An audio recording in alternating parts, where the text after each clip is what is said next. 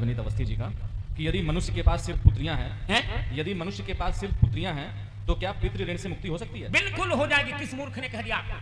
अब मैं शास्त्रीय उत्तर दूंगा आचार्य जी, आप चिंता मत करिए। शतपुत्र समा कन्या यदि पात्रे प्रदीयते, एक बेटी 100 बेटों के बराबर होती है यदि उसे अच्छे पात्र को दे दिया जाए। एक बेटी 100 बेटों को बराबर होती है। पितृऋण की व्याख्या हम जानते हैं।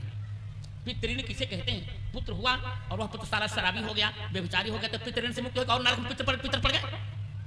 बेन के कुकृत्य से पितर नरक में चले जा रहे थे, ये तो पृथ्वी ने उनको मुक्ति दिलाई। इसलिए बेटा और बेटी दोनों में कोई अंतर नहीं। मैं तो यही कहूंगा कि बेटे से कोख पवित्र नहीं होती, बेटी से पवित्र होती है। पुत्रे पवित्र, पुत्री पवित्र,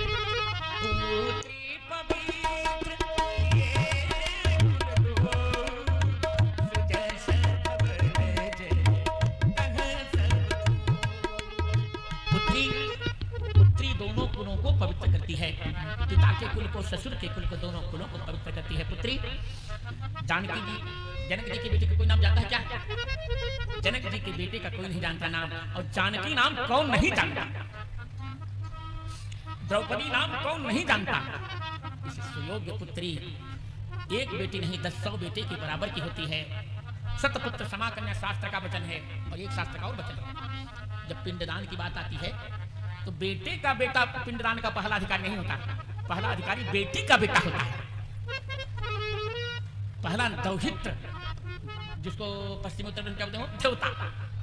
पहला पिंडदान देवता देता है, पोता ससुर, फिर बाद में पिंडदान देता है। जबकि आजकल के लोग बेटों के लिए पूरा खर्च कर डालते हैं, बेटी को नहीं खरीद। मेरा नहीं, शास्त्र का तो मानना है बाप की संपत्ति में बराबरी की हिस्सेदारी होनी चाहिए। जितना समझो, जितना भाग बेटे को मिलता है उतना ही भाग बेटी को दिया जाना चाहिए। पर बेटी बेचारी सहनशील होती रही है, पति के घर चली जाती है, बाप से कुछ भी नहीं लेती, जबकि बाप का अधिकार है। और समाज में जब तक ये धारणा चलती रहेगी तब तक समाज फूलेगा फैलेगा नहीं।